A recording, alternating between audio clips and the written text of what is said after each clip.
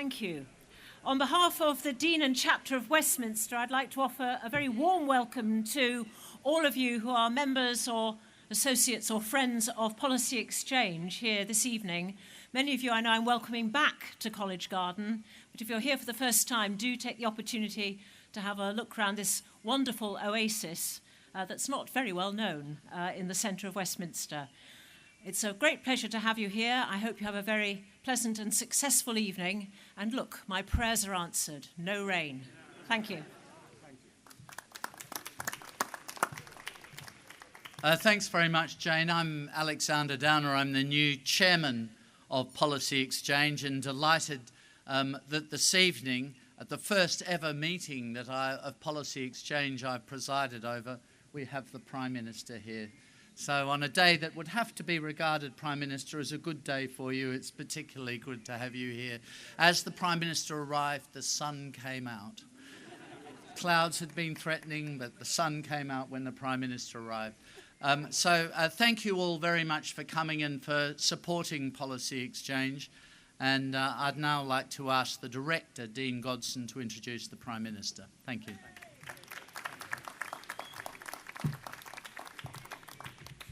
Welcome, everyone, once again to this great rite of passage. I think the greatest turnout we've ever had for this event. Am I speaking too loudly? Good. The greatest turnout we've had for an event, and I often quote Stalin in the matter of arms production. Eventually enough quantity becomes quality, but we have both here tonight. I'm also fond of quoting the line, think tanks 1/4 about thinking, 3/4 about catering. And our brilliant events team have done a wonderful job tonight. Amy Brecken-Simons, Ralph Buckle, Julia Miz and others, please join them in expressing our appreciation for them. The quality of the people that we attract here on every occasion is a tribute to the importance of this organisation, and so many people from so many years of our existence are here tonight. But we're particularly honoured that we've got as here presiding our new Chair of Trustees, Alexander Downer, whom, as many of you know, was the outstanding representative of the Diplomatic Corps in recent years in London, longest-serving Foreign Minister in Australia's history. And while we're on an Australian theme, I should also very much like to welcome another member of the Prime Minister's club, John Howard, former Prime Minister, here tonight. John, I don't know where you are. I can't quite see you here. If you can wave. Welcome to John and Jeanette Howard, one of the great outstanding politicians, to stay on the surfboard of Australian politics in the contact sport that it is for a dozen years is a true sign of political genius, apart from policy genius, and we're thankful for your friendship over the years, John. But we've also managed to have so many of our friends from over many years, former colleagues like Neil O'Brien, now MP for Harborough. We've got Michael Gove, our founding chairman, here somewhere in the crowd. I think Natalie Evans, detained, our former deputy director, by Business in the Lords, if she's not here. Tom Tugendhat, author of our lawfare work on the fog of law. And we've continued to attract top quality personnel, to recruit them. Rupert Oldham-Reed, come from the Chief Whip's office. Briefly, Liam, we hardly knew you. Liam Booth-Smith, who snatched away brilliantly by James Brokenshire to be his special advisor. And of course, we were delighted to have James Brokenshire's foreword to our new report on housing, which was published today, which places the question of good design and style at the heart of solving our national housing crisis. It's been a great year for us. We've been able to welcome James Mattis, the American Defense Secretary. We've been able to welcome Malcolm Turnbull, present Prime Minister of Australia, Benjamin Netanyahu, Prime Minister of Israel. Numerous reports on subjects across the piece, which have continued to maintain our focus as the modernising think tank. The new net war, the work on putting consumers at the heart of agriculture. All of these studies have continued to sort of maintain our position, and we're delighted that so many of the authors of those projects are here today. It's a great privilege now, above all, to welcome our guest of honour tonight. It was you started the modernisation process with your speech in 2002. You created the possibility for institutions such as Policy Exchange. You've continued to support our work on a great many issues, from police and crime commissioners through to extremism through the years.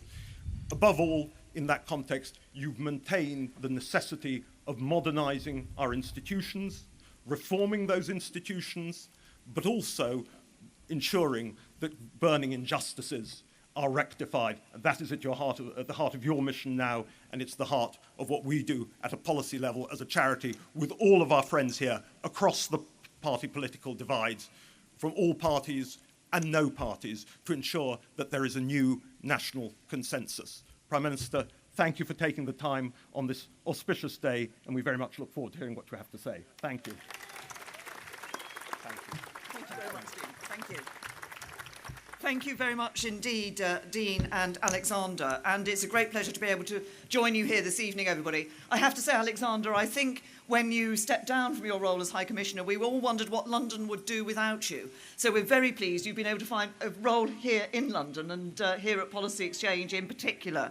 And can I just say, Dean, that actually I remember I was one of the group of MPs led mainly by Francis Maud, who came together those many years ago to put together the idea that became Policy Exchange. And I'm very pleased to see the way in which Policy Exchange has developed over the years. And I just also wanted to say a word to John Howard, because it's great to see John here. And Alexander, Dean, you rightly referred to John Howard's record as Prime Minister of Australia. There's one thing I remember about John, because he visited, I remember when we were in opposition, and it was on a day of Prime Minister's questions, and he came in to meet the shadow cabinet afterwards, and David Cameron said, there, now you've seen what it's like doing Prime Minister's questions. And John Howard said, you think that's difficult? Wait till you go to Australia and see Prime Minister's questions. So there we are. But also, can I say, it's great to see so many here, but I think those of you who are here this evening who are regulars on the summer party circuit will have realised by now that this is something of a collector's event. It is a centre-right think tank reception at which Michael Gove is not the guest speaker. So can I give a sincere thanks to Policy Exchange for everything that you've been doing, because it's 16 years now that you've been making the case for a modern, compassionate reforming. There aren't any letters falling down from behind me, are there? Oh, there's an entire set falling down behind me. Holding up here. But seriously, you have been making the case for a modern, compassionate reforming conservatism. And if we just look at some of the ideas you've brought forward, free schools, police and crime commissioners, you've actually championed some of the defining policies of the last decade. But I know that you're not resting on your laurels. I've no doubt that perhaps I should speed up, otherwise it's all going. And I think under your leadership, Dean, under your chairmanship, Alexander, you'll continue to make an outstanding contribution. And I'm really interested in the report you've brought out today. I've long said that actually design quality. Why don't you just let it fall down? But design quality, I think, is one of the keys to actually new housing and ensuring the homes that we're going to be built, and let's hope they're built more sturdily than Policy Exchange manages to produce its set. But can I just say, it's important that you carry on, because there's a real battle of ideas today. Because, let's face it, the world is changing fast. Not only do we see that technologies that a decade ago sounded like the stuff of science fiction are now a reality. They're transforming the way we access information, the way we travel, the way we communicate. But alongside rapid technological change, some old political certainties are in question. Free trade has lifted millions out of poverty, but today it faces opposition. The international rules-based order is being undermined by hostile states. Some go as far as to doubt the future of the liberal democratic system. It's threatened by extremism, by populism, by a growing bitterness and intolerance that makes civilised debate harder. And it's up to those of us who believe in progressive conservative values to step up and do something about it. Sometimes it might seem like a daunting task, but actually making the case for our values and beliefs, and by delivering policies that improve people's lives, I believe we can restore confidence in the institutions and values that we hold dear. Now, that has to start by delivering Brexit and making a success of the UK's new future outside the EU. And today we are taking another important step on that road with the EU withdrawal bill, clearing the House of Commons by a decisive majority. Time and again, we've overcome the obstacles and made progress towards our goal. In December, the agreement with the EU to move the negotiations on to the next phase, agreement on the implementation period, on citizens' rights, on good financial settlement for taxpayers, on the no hard border in Northern Ireland. Now, with the withdrawal bill on its way to the statute book, the final stage in the Lords this evening, it's time to, I think, unite as a country and as a party and focus on getting the very best Brexit deal for Britain. Because more people voted to leave the European Union than have ever voted for anything else in our history. And I think nothing would hurt our democracy more than to give the people a choice and then not to trust their judgment when they give it. And I think that by honouring that decision, we are showing that in the United Kingdom, in the mother of parliaments, when the people speak, their voices are heard. But of course, that vote was about more than just our EU membership. It was also about how our economy and society works for people. And as a Conservative government, we have a big agenda of economic and social reform alongside delivering Brexit. Because we believe in free markets. We know their power, we know their potential to increase opportunity and prosperity and drive down poverty.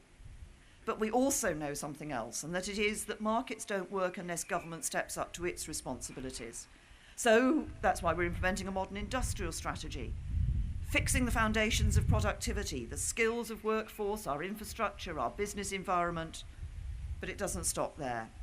Identifying those long-term trends that are shaping change in the world today, which represent areas of potential, enormous potential for our UK economy, and channeling our efforts into making the most of them. By doing that, we can develop new exports, grow new industries, create good jobs across the UK. And of course, delivering a strong economy allows us to invest in our public services. And we believe in public service and in public services. We use them, we rely on them, and we're determined to improve them. And no public service is more precious than our NHS. And as I quoted in PMQs today, for most of its 70 years, the NHS has been under the stewardship of Conservative governments. Of course, this week we announced a major investment to safeguard it for the future, which translates to £394 million a week more in real terms. They'll produce a 10-year plan led by the NHS, led by doctors and nurses, to improve patient care and to make sure that money is spent wisely. That's a Conservative approach. Using the fruits of a strong economy to invest in our public services, matching that investment with a credible plan to ensure the money is well spent and drives better outcomes for the people who rely on them.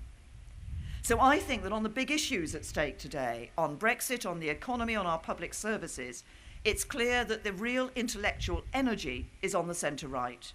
That's good news for our country and for our party, because what is on offer from the left is nothing but a politics of economic nostalgia.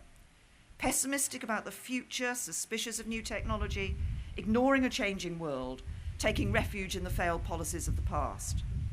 But we must accept that to a generation that has not experienced them, those ideas can seem new. In contrast, we must remain the optimists, optimistic about what Britain can achieve, optimistic about the potential of new technology, confident that our values can speak to a new generation. So let's go out there and let's make the case. And if we do so with all our hearts, we cannot but succeed. So thank you very much. Thank you to Policy Exchange for the role that you will play in helping us to do just that. And enjoy the rest of the evening.